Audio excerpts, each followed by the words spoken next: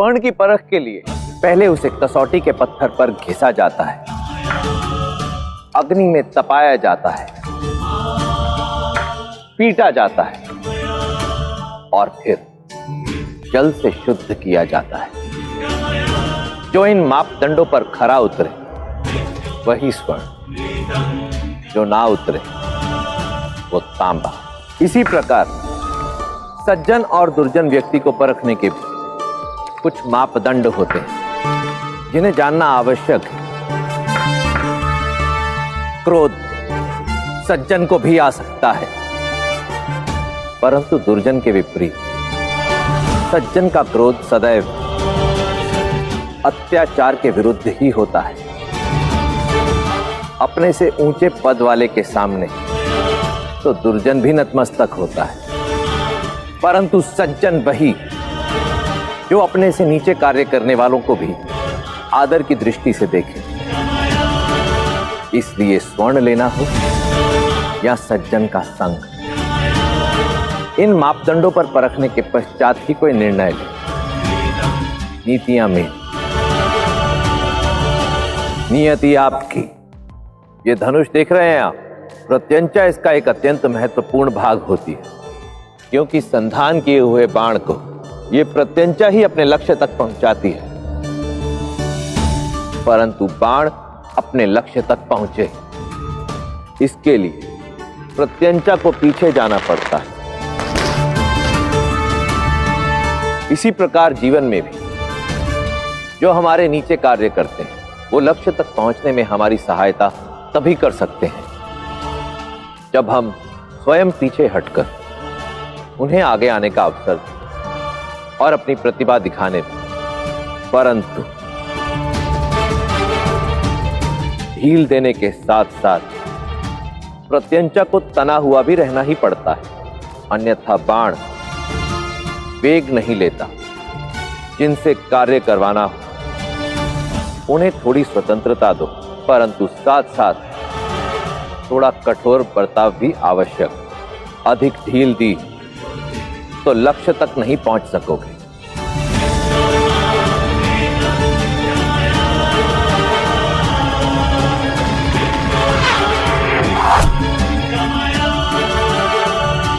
नीतियां मेरी, नियति आपकी। नारियल के कठोर खोल को तोड़े बिना इसके मीठे जल का सेवन संभव नहीं, परंतु यदि नारियल को वेग से धरती पर दे मारा तो नारियल टूट तो अवश्य जाएगा, परंतु इसका जल व्यर्थ हो जाएगा। इसलिए यदि नारियल का मीठा जल पीना तो लक्ष्य साध कर एक ही स्थान पर निरंतर चोट करनी, तभी नारियल के मीठे पानी का स्वाद लिया जा सकता है। इसी प्रकार जीवन में सफलता प्राप्त करने के लिए केवल परिश्रम ही पर्याप्त नहीं। यदि सफल होना चाहते हो तो एक लक्ष्य साधो और फिर निरंतर उसी दिशा में प्रयासरत रहो, तब जाकर सफलता का मीठा रस पीने को मिलेगा। नीतियां मेरी, नियति आपकी। यदि आपको दर्पण में अपना चेहरा स्पष्ट नहीं, धुंधला दिखाई दे, तो हम दर्पण को साफ करने का प्रयास करते हैं और चेहरा स्पष्ट दिखाई देने लगता है। परंतु यदि दर्पण को साफ करने के पश्चात भी चेहरा धुंधला ही दिखाई दे तो क्या कभी सोचा है ऐसा क्यों होता है? क्योंकि कई बार धूल दर्पण पर नहीं, आंखों पर जमा होती। इसी प्रकार जीवन में यदि हमें अपना लक्ष्य ना दिखाई दे तो आवश्यक नहीं कि दोष मार्ग या लक्ष्य में, दोष आपकी दृष्टि, आपके दृष्टिकोण में भी हो सकता है। इसलिए कई बार दर्पण की अपेक्षा आंखें भी साफ कर लेनी चाहिए। नीतियां मेरी, नियति आपकी। समय और माटी में एक समानता होती है।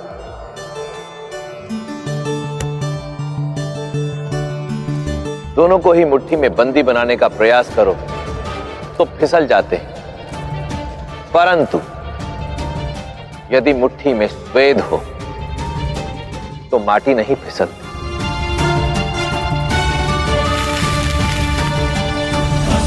समय ये माटी है और परिश्रम आपका स्वेद। यदि पूर्ण निष्ठा और एकाग्रता के साथ परिश्रम करोगे तो समय आने पर सफलता आपके हाथ से फिसलेगी नहीं। नीतियां मेरी, नियति आपकी। विष अद्भुत पदार्थ है।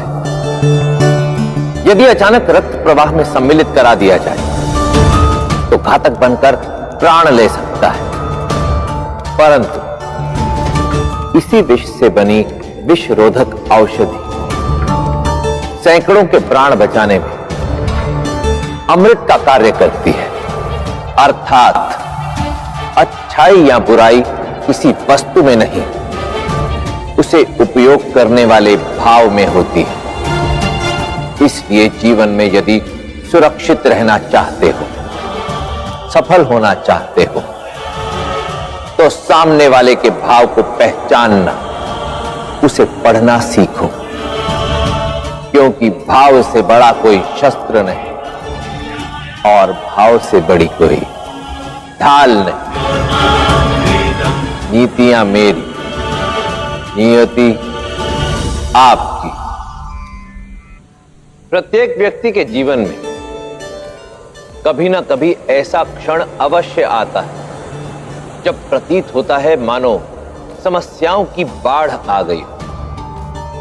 ऐसे कठिन समय में केवल दो ही विकल्प होते हैं, भाग लो या भाग लो।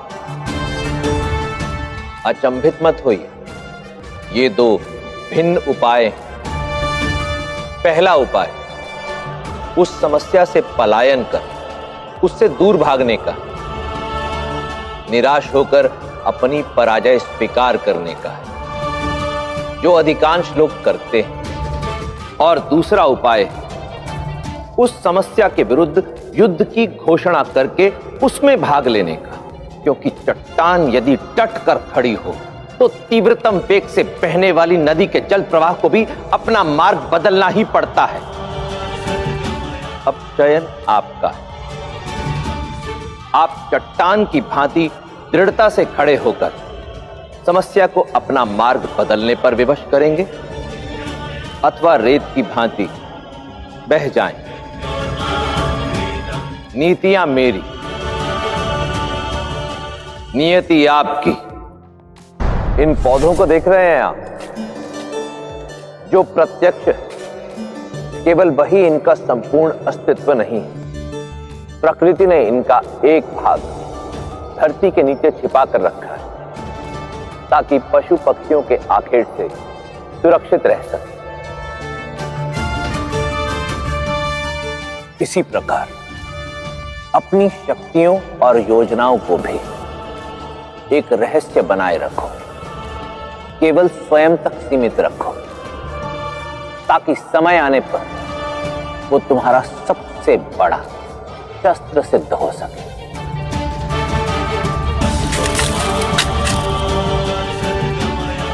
इस मूली की भांति, जो जितनी धरती के नीचे उतनी ही धरती के ऊपर भी केवल उचित समय आने पर ही अपना संपूर्ण अस्तित्व दर्शाती है। नीतियां मेरी, नियति आपकी। स्वर्ण यदि मिट्टी में भी पड़ा तो भी अपना मूल्य नहीं खोता। क्यों? क्योंकि इसका मूल्यांकन के बाहरी रूप से नहीं होता, उस धातु के गुणों से होता है जिससे यह बना है। इसी प्रकार व्यक्ति की परिस्थितियां नहीं, उसके गुण उसकी वास्तविक संपत्ति होते हैं। इसलिए स्वर्ण को पहचानना सीखो। कहीं ऐसा ना हो कि आप उसे मिट्टी में पड़ा देख उससे मुंह फेर लें और वो किसी और के हाथ लग जाए और उसकी शक्ति उसकी संपत्ति बन जाए। नीतियां मेरी, नियति आपकी। इस रुई को देख रहे हैं आप, कभी ये बाती बनकर दिए का प्रकाश बनती है, कभी वस्त्र बनकर किसी की शोभा बढ़ाती है, कभी प्रत्यंचा बनकर बाण को अपने लक्ष्य तक पहुंचाती है, तो कभी शीत ऋतु में आपकी रक्षा करती है। कारण ये चुनौतियां स्वीकार करती है।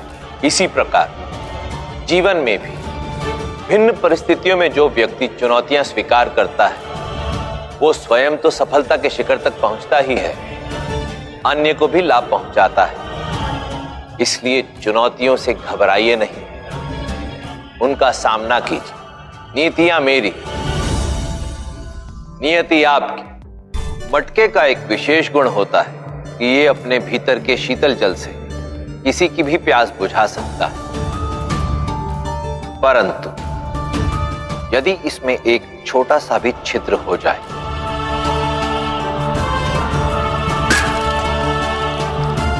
तो ये अपना महत्व खो बैठता है।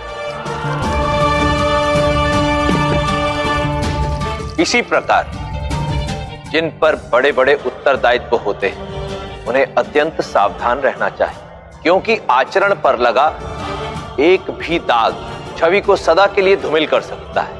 इसलिए अपनी कमियों को पहचानो और उनका नाश कर दो, इससे पहले कि वो आपका नाश करे। नीतियां मेरी, नियति आपकी। जीवन में यदि हम किसी समस्या का सामना करते हैं तो जब तक उस समस्या के भीतर रहेंगे तब तक उस समस्या में उलझकर ही रह जाएंगे। समाधान तभी प्राप्त होगा जब समस्या से दूर जाकर उसके विषय में मनन करें। नीतियां मेरी, नियति आपकी। कभी कभी बड़े से बड़े रहस्य को सुलझाने के लिए एक छोटा सा प्रयास ही पर्याप्त होता है। इस वस्त्र को ही देखिए, यदि इसके एक छोर का छोटा सा धागा भी हमारे हाथ में आ जाए तो पूरा वस्त्र उधेड़ा जा सकता है। इसी प्रकार यदि किसी शक्तिशाली अभेद्य किले को ध्वस्त करना हो तो उसकी केवल एक दुर्बल ईंट के विषय में ज्ञान होना ही पर्याप्त होता है। नीतियां मेरी, नियति आपकी। इन स्वर्ण मुद्राओं को देख रहे हैं आप, यदि मैं इनका संचय करते हुए इन्हें यूं एक के ऊपर एक रखूं तो कुछ समय तक तो ये एक दूसरे के ऊपर टिकी रहेंगी, परंतु कुछ समय बाद ये अपना भार ही नहीं सह पाएंगे और धराशायी हो जाएंगे। इसी प्रकार लोभ भी जब नियंत्रण से बाहर चला जाता है तो व्यक्ति की नींव को अस्थिर कर देता है, असंतुलन को जन्म देता है। फिर वो लोभ चाहे धन संपत्ति का हो, सुख सुविधाओं का हो या मान और प्रतिष्ठा का, जब भी सीमा से बाहर जाएगा निराश ही करेगा। इसलिए महत्वाकांक्षा और लालच में अंतर करना सीखो। नीतियां मेरी, नियति आपकी। कांटा बनने में कोई बुराई नहीं, परंतु चुभने से पूर्व यह जान लेना चाहिए कि किसके पांव में चुभ रहे हो। ऐसी ही परिस्थिति मनुष्य के समक्ष भी उत्पन्न हो सकती है। शत्रुता किसी से भी हो सकती है, परंतु उस पर प्रहार करने से पूर्व भली भांति जान लो कि शत्रु स्वयं से कितना अधिक शक्तिशाली है, क्योंकि यदि शत्रु आपसे अधिक शक्तिशाली निकला तो आपका समूल नाश संभव है।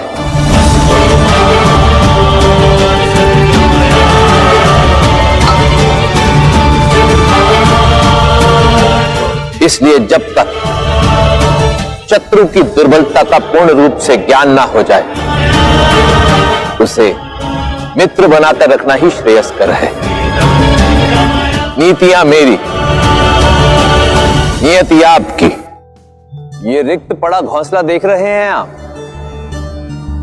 ये बताता है कि इसमें रहने वाले पक्षी की संतान ने उड़ना सीख लिया है, वो जीवन में आगे बढ़ चुकी है। इसी प्रकार यदि हमें भी जीवन में आगे बढ़ना है, सफलता प्राप्त करनी है, तो इन पंछियों की भांति अपनी सुख सुविधाओं का त्याग कर, अपने सुरक्षित वातावरण को छोड़कर चुनौतियों का सामना करना होगा। स्मरण रहे अतीत से मोह भविष्य में मिलने वाली सफलता के मार्ग की सबसे बड़ी बेड़ी बन जाता है। नीतियां मेरी, नियति आपकी। चंदन का वृक्ष संसार भर में अपनी भीनी सुगंध के लिए जाना जाता है, परंतु यही संसार अक्सर भूल जाता है कि उसी चंदन के वृक्ष पर संसार के सबसे विषैले सर्प भी निवास करते हैं। इसी प्रकार बाहर से अत्यंत मीठा बोलने वाला व्यक्ति भीतर ही भीतर आपके लिए अपने मन में शत्रुता का भाव भी रख सकता है। अति विनयम धूर्तस्य लक्षणम। आवश्यकता से अधिक विनम्रता से बात करने वाला अहितकारी सिद्ध हो सकता है। इसलिए चंदन का वृक्ष हो या जीवन में मिलने वाले व्यक्ति, उचित निरीक्षण के पश्चात ही उन्हें अपने जीवन में स्थान दें, सुरक्षित रहेंगे। नीतियां मेरी, नियति आपकी। अस्त्र और शस्त्र कितने भी घातक क्यों ना, परंतु यदि उन्हें समय समय पर धार ना लगाई जाए तो अपनी मारक क्षमता खो बैठते हैं। इसी प्रकार मानव मस्तिष्क और शरीर भी इस तलवार की भांति ही है। यदि समय समय पर मस्तिष्क के सामने उलझने ना आए तो वो कुंद होने लगता है। इसी प्रकार यदि शरीर श्रम करने का या कठिन चुनौतियों का सामना करने का अभ्यास खो दे तो बलहीन होने लगता है। इसलिए यदि जीवन में कठिन चुनौतियां आए तो उनसे मुंह मत मोड़ो, डटकर उनका सामना करो। यदि उनसे मुंह मोड़ा तो अपनी ही सुरक्षा से, अपने ही विकास से भी मुंह मोड़ बैठोगे। नीतियां मेरी, नियति आपकी। जिन पक्षियों को बचपन से ही पिंजरे में बांध कर रखा जाता है, वो बड़े होने के पश्चात पिंजरा खोलने पर भी उड़ नहीं पाते, उस पिंजरे के आसपास ही भटकते रह जाते हैं। ठीक ऐसा ही पालतू पशुओं के साथ भी होता है। कभी सोचा है ऐसा क्यों होता है? क्यों ये अपने बंधन खुलने के पश्चात भी भागते नहीं, उड़ते नहीं, हमारे आसपास ही रहते हैं? क्योंकि सबसे बड़ी परतंत्रता, दासता मानसिक होती है। यदि व्यक्ति मन से किसी का दास हो जाए तो बंधन खुलने के पश्चात स्वतंत्र रहने का प्रयास नहीं करता। इसलिए कोई व्यक्ति हो या सोच, सुख सुविधा का साधन हो या स्थान, किसी पर भी इतने आश्रित मत हो जाइए कि मन गति करना भूल जाए। मन के द्वार खुले रखिए, क्योंकि यदि मन स्वतंत्र हुआ तो कोई भी आपको परतंत्र नहीं रख सकता। नीतियां मेरी, नियति आपकी। ये कमल का पुष्प देख रहे हैं आप? इसकी जीवन यात्रा भी विचित्र होती है। जन्म लेता है कीचड़ में, परंतु उस कीचड़ से अपने अस्तित्व को मलिन नहीं होने देता। इतना शुद्ध माना जाता है कि स्वयं धन की देवी लक्ष्मी के चरणों में अर्पित किया जाता है। इसी प्रकार व्यक्ति व्यक्ति किन परिस्थितियों में जन्मा है, किस कुल से संबंध रखता है, यह उसका भविष्य निर्धारित नहीं करता, अपितु उसके कर्मों का चयन उसके भविष्य का निर्माण करता है। इसलिए यदि श्रेष्ठ भविष्य चाहते हो तो श्रेष्ठ कर्मों का चयन करो। नीतियां मेरी, नियति आपकी। देखा आपने, सर्वशक्तिशाली सूर्य को भी एक छोटे से पृष्ठ को जलाने के लिए अपनी ऊष्मा, अपनी ऊर्जा को एक स्थान पर केंद्रित करना पड़ता है। इसी प्रकार आप कितने भी मेधावी और योग्य क्यों ना हो, परंतु जब तक अपना मन, मस्तिष्क और प्रयास एक ही दिशा में केंद्रित नहीं करेंगे, तब तक सफलता हाथ नहीं लगेगी। नीतियां मेरी, नियति आपकी। संसार का सबसे अधिक घातक प्रहार होता है हमारी जिह्वा का, हमारे शब्दों का, क्योंकि शस्त्रों के प्रहार से या तो हमारा शत्रु मर जाएगा या पंगु हो जाएगा, परंतु हमारे कठोर शब्दों के प्रहार से शत्रु मरेगा नहीं, परंतु उसके भीतर प्रतिकार का राक्षस जागृत हो जाएगा, जो हमारे लिए सबसे घातक सिद्ध होगा। इसलिए क्रोध में भी अपनी जिह्वा पर नियंत्रण होना नहीं चाहिए। नीतियां मेरी, नियति आपकी। हाथी के दांत खाने के और दिखाने के और, ये कहावत तो आप सबने सुनी ही हो। इसका प्रचलित अर्थ ये होता है कि हमें दिखावा नहीं करना चाहिए, परंतु इस कहावत से हमें एक सीख और भी मिलती है। ये सत्य है कि हाथी के दिखावे के दांत उसे भोजन नहीं करा सकते, परंतु उनका विशाल आकार और शक्तिशाली छवि शत्रु को भयभीत कर देती है, हाथी से दूर रखती है। इसलिए शत्रु के समक्ष अपनी शक्ति का क्षय कभी ना होने दें। सुरक्षित रहे, स्मरण रहे, शत्रु के विरुद्ध आपका सबसे बड़ा अस्त्र, सबसे बड़ा शस्त्र शत्रु के मन में बना हुआ आपकी शक्ति का भय है। नीतियां मेरी, नियति आपकी। एक वृक्ष पर कई पशु पक्षी प्रहार करते, कठफोड़वा अपनी चोंच से डाली पर निरंतर प्रहार करता है। हाथी अपनी पूरी शक्ति से अपने शरीर को वृक्ष पर रगड़ता है और भालू शहद पाने के लिए उस पर पंजे मारता है, परंतु इनमें से किसी का भी प्रहार वृक्ष को गिरा नहीं पाता। जबकि एक छोटी सी दीमक एक वृक्ष का अस्तित्व जड़ से मिटा देती है। क्या कभी सोचा है कि कैसे एक छोटी सी दीमक एक विशाल वृक्ष का अस्तित्व समाप्त करने में सफल हो जाती है? क्योंकि दीमक वृक्ष पर बाहर से नहीं, भीतर से प्रहार करती है। इसलिए भीतर से किए जाने वाले घात से सदा बचें। कितने भी शक्तिशाली क्यों ना हो, अपनी दुर्बलता कभी भी अपने शत्रु के समक्ष उजागर ना होने दें और अपने सुरक्षा तंत्र पर सदा दृष्टि बनाए रखें कि कहीं कोई उसे ध्वस्त करने का प्रयास तो नहीं कर रहा। नीतियां मेरी, नियति आपकी। यदि अचानक हमसे हमारा कोई सहारा छिन जाए या खो जाए तो ऐसा प्रतीत होता है जैसे समस्याओं का अंधकार छा गया। ऐसे समय में आशा ना छोड़ें, अपनी इंद्रियों और भावनाओं पर नियंत्रण रखें, मार्ग ढूंढने का प्रयास करें। मार्ग स्वतः मिल जाएगा। नीतियां मेरी, नियति आपकी।